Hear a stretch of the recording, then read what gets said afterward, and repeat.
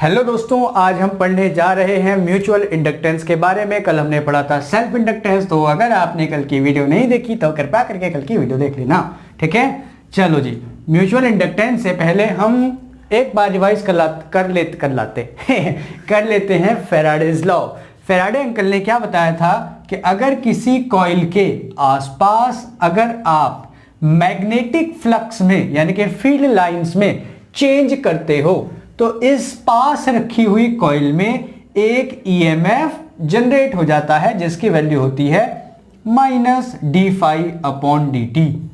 याद आ गया? तो ये बात याद रखते हुए अब आगे बढ़ेंगे। म्यूचुअल का मतलब एक से दूसरे में आना। सेल्फ हम पढ़ चुके थे। तो देखो, जैसे कि दो कॉइल सपोज करो रखी हुई हैं आसपास, है ना, क्लोजली दो कॉइल आपस में रखी हुई हैं। एक कॉइल से इसमें गैल्वेनोमीटर कनेक्ट है, ये किसी एक्सटर्नल सर्किट से कनेक्ट नहीं है। This is not connected by any external circuit, this is connected by galvanometer. अब इसकी एनिमेशन भी आप देखेंगे, ठीक है। तो इसमें एक करंट पास कराया जाता है I, and that current is changing current, है ना। ये तभी काम करती हैं चीजें तब करंट चेंज होगा तो फ्लक्स में चेंज होगा, और फ्लक्स में चेंज होगा तो फैराडे अंकल के हिसाब से ईएमएफ बनता है, ठीक है।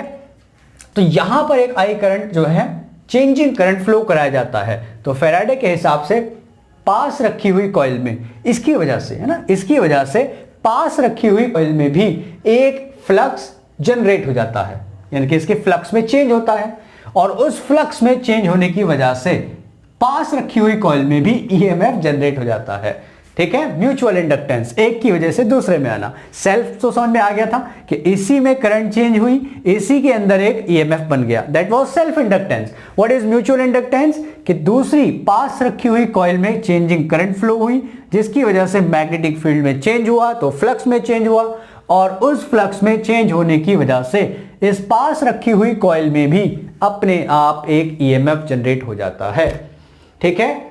बस इसी प्रोसेस का नाम है म्यूचुअल इंडक्टेंस। तो कोफिशिएंट ऑफ म्यूचुअल इंडक्टेंस की बात करेंगे। ये कॉइल नंबर 1 है, ये रही कॉइल नंबर 2। कॉइल नंबर 1 में सपोज करो बच्चों I1 करंट आ रहा है, तो I1 की वजह से इसमें एक फ्लक्स जनरेट हुआ तो Φ2। इज दैट क्लियर, है ना। I1 की वजह से Φ2 जनरेट हुआ, ये तो समझ में आया ना। I1 की वजह से Φ2, ठीक। तो अगर ये n टर्न्स हो इसमें तो total flux linked with this coil is N2Φ2, number of turns in second coil, which is directly proportional to I1. Is that clear? जितना ज्यादा ये करंट होगा उतना ही ज्यादा इसके पास रखी हुई कॉइल में फ्लक्स में चेंज होगा। समझ में आ गया ना। जितना ज्यादा इस करंट में चेंज होगा I1 में, उतना ही ज्यादा फ्लक्स में चेंज होगा पास रखी हुई कॉइल में। तो flux N2Φ2 is equal to, अब फिर से एक कोफिशिएंट आता है यहां पर, और उस कोफिशिएंट का नाम है यहां पर म्यूचुअल इंडक्टेंस M। तो यहां से एक डेफिनेशन बन गई म्यूचुअल इंडक्टेंस की। Mutual inductance is defined as the total flux linked with the second coil divided by the current in the first coil. Unit इसकी भी सेम होती है हेनरी, इसमें कोई प्रॉब्लम वाली बात नहीं है। सिमिलरली इसमें ईएमएफ की टर्म में भी हम इसको डिफाइन कर सकते हैं। तो एप्सिलॉन 2 यानी कि सेकंड कॉइल में कितना ईएमएफ जनरेट होगा, that is directly proportional to change in current in the first coil. ये तो बात हुई, जितना ज्यादा फर्स्ट कॉइल में करंट में चेंज होगा उतना ही ज्यादा फ्लक्स में चेंज होगा सेकंड कॉइल में, यानी कि उतना ही ज्यादा ईएमएफ बनेगा। यहां से फिर से कोफिशिएंट आता है M-Q, लेंज लॉ, ये हमें सब पता है, dI1/dt। तो यहां से भी हम M को डिफाइन कर सकते हैं, EMF generated in the second coil due to rate of change of current in the first coil. Clear है ना। ये बातें आप ध्यान रखना। इसी को हम बच्चों बोलते हैं बैक EMF। बैक क्यों बोलते हैं पता है, क्योंकि अपोजिट डायरेक्शन में लगता है, that is called back EMF। बता दे इसको। म्यूचुअल इंडक्टेंस का कॉन्सेप्ट समझ में आ गया। एक कॉइल की वजह से दूसरे कॉइल में फ्लक्स जनरेट होना और उस फ्लक्स की वजह से ईएमएफ जनरेट हो जाना। एक बात और ध्यान रखने की है कि अगर आप इसमें I1 करंट फ्लो कराते हो N1 टर्न्स N2 टर्न्स, तो इसमें म्यूचुअल इंडक्टेंस को हम लिखते हैं M21, mutual inductance of second coil due to first, है ना, करंट किसकी वजह से, फर्स्ट की, mutual inductance of second coil due to first. और एक थ्योरम है रेसिप्रोकेटरी थ्योरम, उससे हमें क्या ध्यान रखना है कि अगर ये करंट मैं इसके बजाय इस सेकेंड कॉइल में चेंज कराऊं, सेकेंड कॉइल में फ्लो कराऊं, तब फर्स्ट कॉइल में एक ईएमएफ जनरेट हो जाएगा और फर्स्ट कॉइल का जो म्यूचुअल इंडक्टेंस होगा उसको हम लिखेंगे M12, mutual inductance of first coil due to second. मतलब इसमें करंट में फ्लो कराया, इसमें ईएमएफ जनरेट हो गया, इसमें करंट फ्लो कराया, पहले वाले में ईएमएफ जनरेट हो गया। तो दोनों का जो म्यूचुअल इंडक्टेंस होता है वो क्या होता है, इक्वल होता है। ये आप ध्यान रखेंगे, इससे बहुत ही इजी चीजें हो जाएंगी कि ऐसी फिगर आएगी जिसका हमें म्यूचुअल इंडक्टेंस निकालना बहुत मुश्किल रहेगा, तो हम दूसरे वाले कॉइल का निकाल देंगे, दोनों बराबर होते हैं, ठीक है। यानी कि इसकी वजह से जितना म्यूचुअल इंडक्टेंस इसमें होगा उतना ही म्यूचुअल इंडक्टेंस इसकी वजह से इसमें होगा, यानी कि coefficient of mutual inductance. Okay, ये coefficient of mutual inductance equal होता है, ये आप ध्यान रखेंगे, ठीक है ना, मिटाएं इसको। चलिए सर, अब देखते हैं म्यूचुअल इंडक्टेंस किन किन फैक्टर्स पर डिपेंड करता है। तो देखो, एक सोलेनॉइड है हमारे पास जिसकी लेंथ है L और ये कोएक्सियली एक दूसरे सोलेनॉइड्स के है, एक दूसरे सोलेनॉइड के अंदर रखा गया है ये सेम लेंथ के। बाहर वाले को हमने कहा 1, दूसरे अंदर वाले को हमने कहा 2, है ना। यानी कि ये रहा एक सोलेनॉइड एंड दिस इज से अनदर सोलेनॉइड, तो ये इसके कोएक्सियली रखा हुआ है इस तरह से, ये अंदर है इसके और ये इसके बाहर है। Is that clear?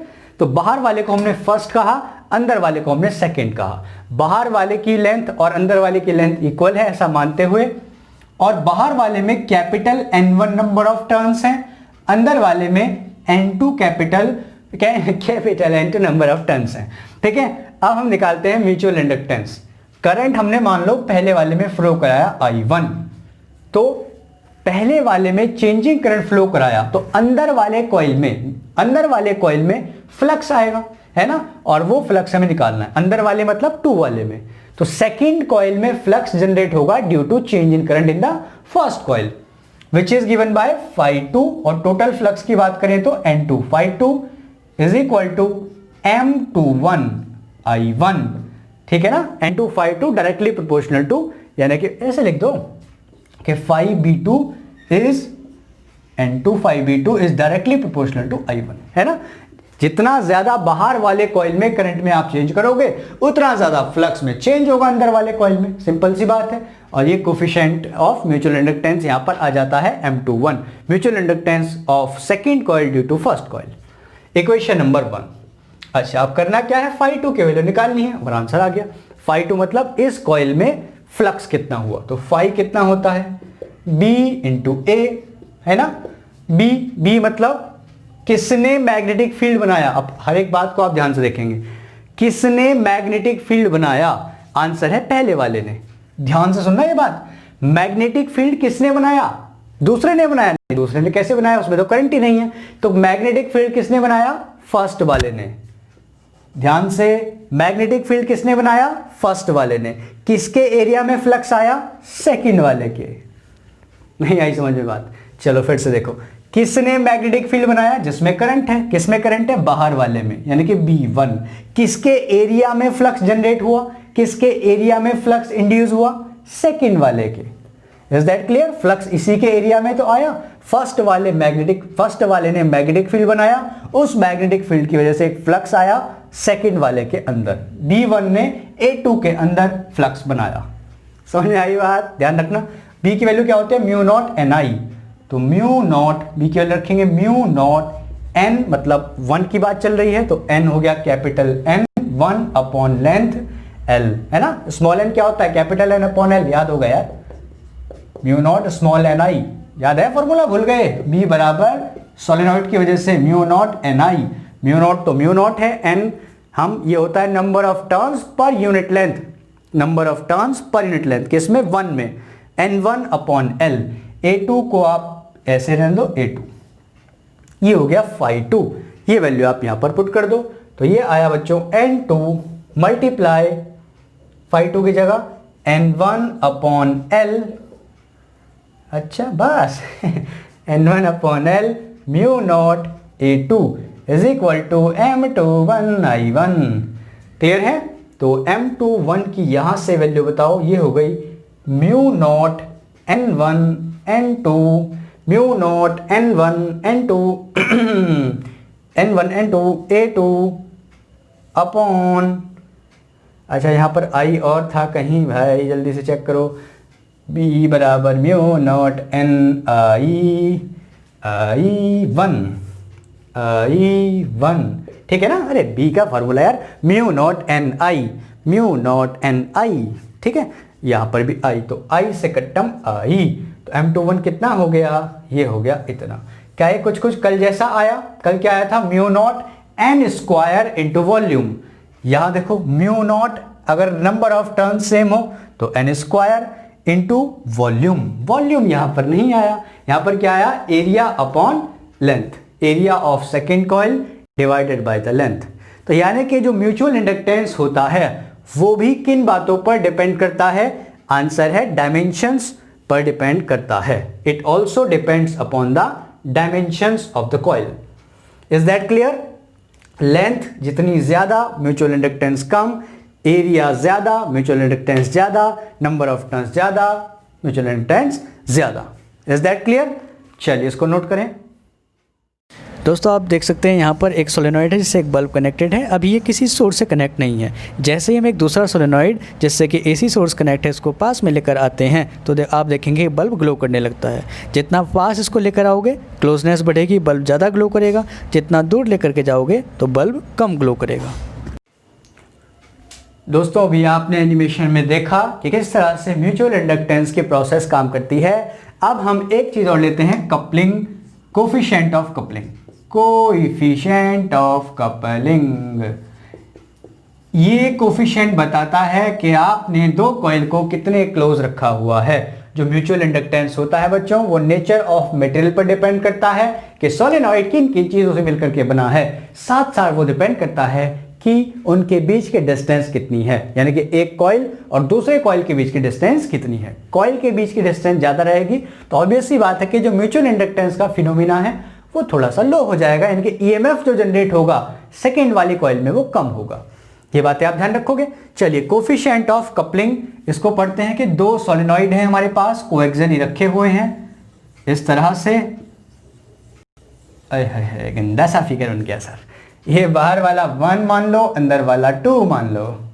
मानने का तो खेल है, मानो तो मैं गंगा माँ हूं, ना मानो तो बहता पानी। चलो जी, तो फर्स्ट वाले में हमने सपोज करो बच्चों I1 करंट फ्लो कराई। कितना करंट फ्लो कराया? I1। तो सेकंड वाले के अंदर जो फ्लक्स है वो कितना हुआ? phi2। ठीक है। दूसरे केस में हमने क्या किया? इन सेकंड केस अंदर वाले में हमने करंट फ्लो कराई I2। ध्यान से सुनना, सेकंड केस, ये से अलग केस है ना, ऐसा नहीं दोनों एक साथ काम नहीं किए। पहले हमने I1 करंट फ्लो कराई बाहर वाले में, तो अंदर वाले में फ्लक्स जनरेट हो गया phi2। फर्स्ट प्रोसेस एक्सपेरिमेंट किया, खत्म। सेकेंड प्रोसेस हमने क्या रिपीट करी? अंदर वाले में करंट फ्लो कराई I2, बाहर वाले में फ्लक्स जनरेट हो गया phi1। Is that clear? चलो, तो mutual inductance of second due to one, answer है N2, phi2 total flux linked with the second coil. और किसकी वजह से आया ये म्यूचुअल इंडक्टेंस? फर्स्ट में चेंज इन करंट की वजह से। अच्छा जी, अगर मैं इसी के सेल्फ इंडक्टेंस की बात करूं, L2 है ना, इसके सेल्फ इंडक्टेंस की बात करूं तो सेल्फ इंडक्टेंस कितना होता है सबको पता है, इसी का करंट और इसी का फ्लक्स है ना। तो क्या होगा ये N2 phi2 अपॉन I2। ठीक है, कल पढ़ा था ना, नहीं पढ़ा तो उसको कल से पढ़ना है यार। इसी में फ्लक्स में चेंज हुआ, इसी के करंट की वजह से, याद है? चलिए, अच्छा M12 फर्स्ट में सेकंड की वजह से कितना जनरेट हुआ, तो ये हमें पता है। फर्स्ट में कितना फ्लक्स हुआ और सेकंड में कितना करंट था, ये तो होगा N1 phi1, सॉरी सेकंड में कितना करंट था। अच्छा, अगर इसके म्यूचुअल इंडक्टेंस सेल्फ इंडक्टेंस की बात करें तो N2 phi2 divided by N1 phi1, क्या करते हो सर, फर्स्ट की बात कर रहे हैं ना, N1 phi1 divided by I1। अरे बहुत ही सिंपल है यार, सेल्फ इंडक्टेंस खुद के करंट की वजह से, सेल्फ इंडक्टेंस खुद के करंट की वजह से, 2 में 2 की वजह से, 1 में 1 की वजह से, म्यूचुअल इंडक्टेंस खुद में दूसरे की वजह से। खुद में, दूसरे की वजह से, दैट्स इट। ठीक है, ऐसा मानते हो बच्चों कि टोटल फ्लक्स ये बहुत ही पास पास रखे हुए हैं और जितना फ्लक्स पहले वाले में है उतना ही फ्लक्स दूसरे वाले में है। यानी कि हम एक केस ले रहे हैं व्हेन, केस नंबर 1, φ1 बराबर φ2, जितना फ्लक्स पहले में है उतना ही दूसरे में ट्रांसफर हो गया। ठीक है, ऐसा केस मानते हुए आइडियली 100% जब बिल्कुल क्लोजली बाउंडेड है तभी हो सकता है ना। φ1 इज इक्वल टू φ2, तो दोनों की वैल्यू को बराबर रखेंगे। यहां से आप φ1 निकाल लो, कहीं से भी निकाल लो, क्या है φ1 इज इक्वल टू φ2। और एक चीज हम जानते ही हैं, क्या जानते हैं कि M21 is equal to M12, theorem of reciprocality, अभी तो बताएं। अब हम एक छोटा सा प्रोसेस करते हैं, इसको दोनों को बराबर मान लो और मान लो M है ना, दोनों बराबर तो होते हैं। इन दोनों की करो मल्टीप्लाई, M21 इंटू M12 कितना हो गया, M इंटू M स्क्वायर, दोनों की वैल्यू M ही तो है, M into M square. Okay, चलिए जी, M21 की वैल्यू रखो, M21 यहां से N2 φ2 upon I1 multiply M12 की वैल्यू रखो, N1 φ1 अपॉन I2 बराबर M स्क्वायर। अच्छा जी, देखो अब इसको हमें L में कन्वर्ट करना है। बेसिकली हम क्या चाह रहे हैं, M और L में रिलेशन निकालना चाह रहे हैं। चलिए जी, देखो L1 की वैल्यू क्या है, N1 φ1 अपॉन I1, ढूंढ लो N1 φ1 अपॉन I1, एक साथ लिख लो इसको, टिंग टिंग टिंग टिंग टिंग, लो N1 φ1 अपॉन I1 मल्टीप्लाई इसको इधर N2 φ2 अपॉन I2 बराबर M स्क्वायर। ठीक है, बस हो गया काम। यहां को लिख दो, यहां को M स्क्वायर बराबर ये कितना हो गया, N1 φ1 upon I1 L1, N2 φ2 upon I2 L2 and L1 into L2, तो M हो गया अंडर रूट L1 L2, और इसको आप कह सकते हो Mmax भी, मैक्सिमम वैल्यू, क्योंकि हमने क्या माना कि जब सारा का सारा फ्लक्स ट्रांसफर हो गया तो इस टाइम जो म्यूचुअल इंडक्टेंस की वैल्यू होगी वो क्या होगी, मैक्सिमम, यानी कि बहुत ही क्लोजली बाउंडेड हैं दोनों कॉइल, बहुत ही क्लोजली रखे हुए हैं, तभी तो सारा का सारा फ्लक्स दूसरे में ट्रांसफर हो गया। तो इस कंडीशन में Mmax कितना होता है mutual inductance, under root L1 L2। अब केस नंबर 2 देखते हैं, जबकि सारा का सारा फ्लक्स दूसरे में ट्रांसफर नहीं हुआ है, जो कि एक्चुअल में होता भी नहीं है ना, सारा तो मुश्किल से ही होगा। मिटा दें इसको। चलो केस नंबर 2 देखते हैं, जब सारा का सारा फ्लक्स ट्रांसफर नहीं हुआ है। ये सारी प्रोसेस सेम है, मैंने वैसे गलती मिटा दिया लेकिन फिर से दोबारा से लिख देंगे, क्या जा रहा है। तो बताओ, ये तो यही रहेगा ना, M21 दूसरे में पहले की वजह से, N2 φ2 upon I1। Similarly L2 बता दो, पहले में दूसरे में दूसरे की वजह से, N2 φ2 अपॉन I2, अरे खुद में खुद की वजह से फ्लक्स सेल्फ इंडक्टेंस, दूसरे में खुद की वजह से M12 ये कितना हुआ, N1 φ1 upon I2 L1 N1 φ1 upon I1। ठीक, अब केस ये है कि भैया फ्लक्स बराबर नहीं है, जो पहले में फ्लक्स है वो कुछ K1 गुना है दूसरे का, है ना, K1 टाइम्स है दूसरे का, या K2 टाइम्स है, क्या जा रहा है। ठीक है, कुछ गुना है, 1 गुना, 2 गुना, आधा गुना, 0.5 गुना, एग्जैक्टली सिमिलर नहीं है, कुछ 1/5 गुना, 1/10 गुना हो गया, है ना। ऐसे ही आप कह लो कि जो φ2 है वो K1 गुना हो गया किसका, φ1 का। क्लियर है ना, मतलब इसमें जो फ्लक्स है इसका 1/5 टाइम्स है, और इसमें जो इसका फ्लक्स है वो 5 टाइम्स है, 3 टाइम्स है, कुछ भी है, मतलब बराबर नहीं है। ये इसका K गुना है, K2 गुना, ये इसका K1 टाइम्स है। समझ में आई ना बात, मतलब एग्जैक्टली इक्वल नहीं है, कुछ ना कुछ अंतर आ गया फ्लक्स में। अब हम करते हैं केस, वो तो हमेशा बराबर रहेगा, कौन सी वाली बात, M12 बराबर M21 है ना, ये तो रेसिप्रोसिटी थ्योरम है ही, बराबर M। चलो फिर से मल्टीप्लाई वाला सीन, M12 इंटू M21 बराबर M इंटू M बराबर M स्क्वायर।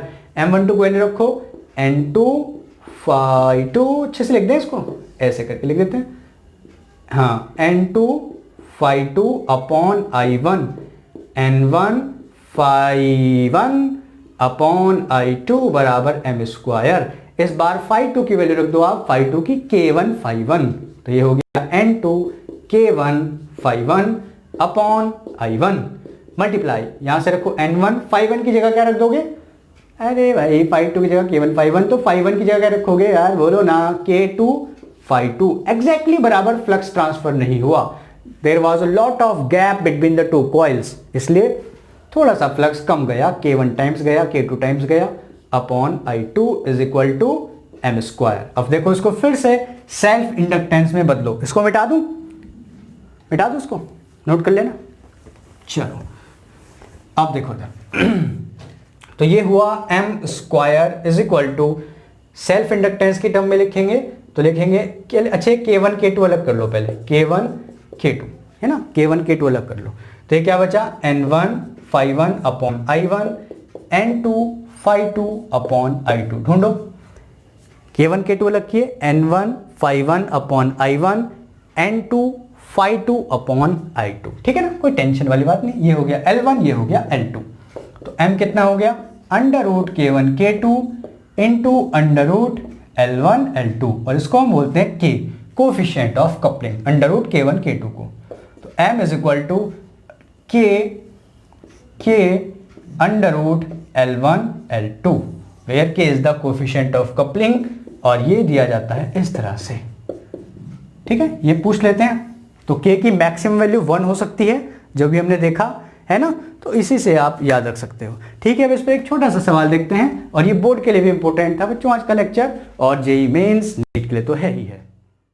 देखो बच्चों एक सवाल देख लेते हैं। Straight solenoid has 50 turns per centimetre, यानी कि स्मॉल n1 दे रखा है इन प्राइमरी मतलब अंदर वाली, एक के ऊपर एक टन बांध करके सोलेनॉइड बनाया गया है। ये है 50 पर सेंटीमीटर, तो उसको कन्वर्ट कर लेना मीटर में, और सेकंड 200 इन सेकेंडरी, ये पर सेंटीमीटर नहीं है, ये टोटल टर्न्स है सेकेंडरी में। हाँ, छोटी छोटी बातें ध्यान रखनी है।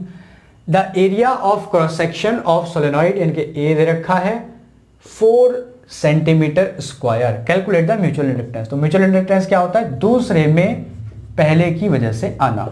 N2 phi2 अभी हमने देखा था, phi is equal to BA, दूसरे में पहले की वजह से फील्ड दूसरे के एरिया में, यहां पर एरिया दोनों के बराबर दे रखे हैं तो दिक्कत नहीं है। B1 इंटू ए है ना, N2 इंटू B1 कितना होता है म्यू नॉट N1I1 है ना, mu not N1I1 into area divided by I1 से I1 कैंसिल, तो म्यूचुअल इंडक्टेंस की वैल्यू आ गई mu not capital N2 small n1 into area.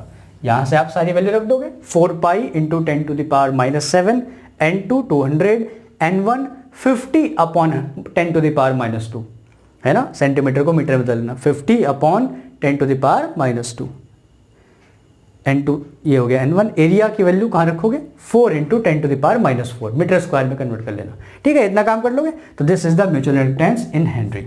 ठीक है बच्चों, मिलते हैं अगले लेक्चर के साथ, कॉम्बिनेशन ऑफ इंडक्टर्स। तब तक के लिए tata bye bye, take care, अपना ख्याल रखिए।